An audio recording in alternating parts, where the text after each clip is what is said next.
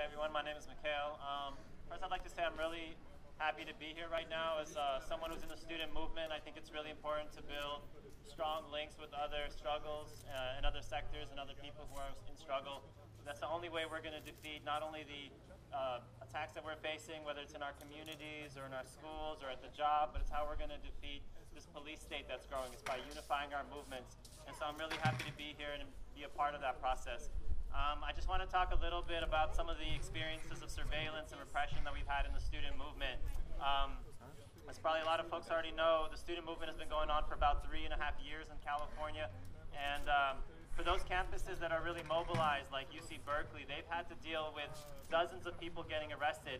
And the role of the state or the police on our campuses has been to disengage the movement, so that when we're focusing on stopping budget cuts, on checking our administrations, on stopping the tuition hikes, instead what our resources end up going towards is defeating all of the repression that the police throw at us, the jailing of people, the raising bail for people, trying to keep people out of jail. So it's a way, the police in a way are not our main enemy on our campuses, but they act as the protectors and the defenders of our main enemies, whether it's on our campuses or in our communities. And so just my own experience over the last half a year at Santa Monica College, from which I just transferred, was we had a really strong movement that started being built up against a new program to raise tuition to $200 a unit. It was a contracted education program, and $200 a unit isn't affordable for most of the people going to a community college in the LA or really anywhere in the United States. And so we started organizing against this, and quickly what we saw was that the police were called in to surveil us. So what we would have is a meeting out in the public clock tower area, and we'd have 2 cops on bikes on either side of where our meeting space is. And what that did was deter anybody who would want to join our movement, right? Because if you're still trying to figure out whether or not you want to get active, whether you feel like it's important to fight, and what you have is police constantly surveilling the people who are most involved, it's going to deter you because you don't yet know whether or not you wanted to get involved. So we had this type of surveillance going on. And then we had a big board of trustees meeting where they were going to vote in this program. And so we were able to mobilize about 100 people.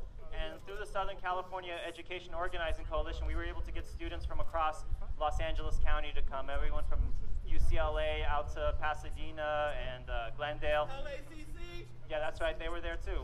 And what we had was the police pepper spray us as we were trying to enter a public meeting on our own campus, right? And they had a room that could fit about 30 people on a campus of 35,000 students. And naturally, the students being at the bottom of the rung didn't even get a single seat in. And so as students were demanding entry into this room, we got pepper sprayed.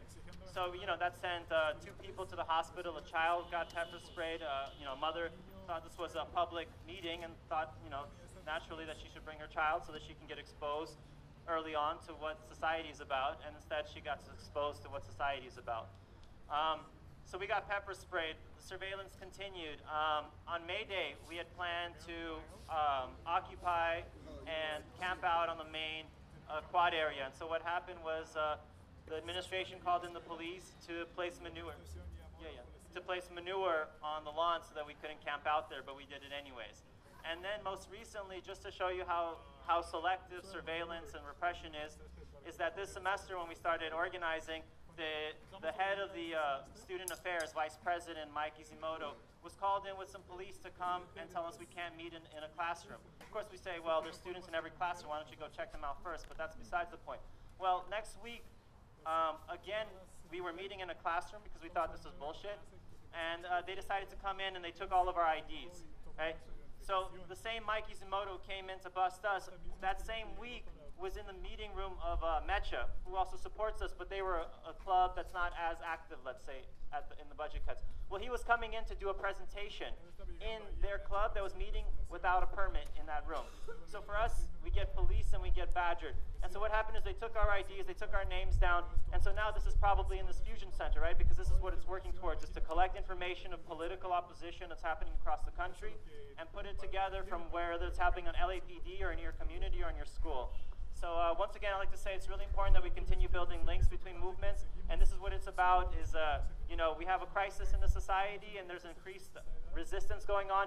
And although there's a lot of waste going on here, it's also going towards preparing profiles on people like you and me who are resisting the exploitation and oppression of the society's dish right now. Thanks.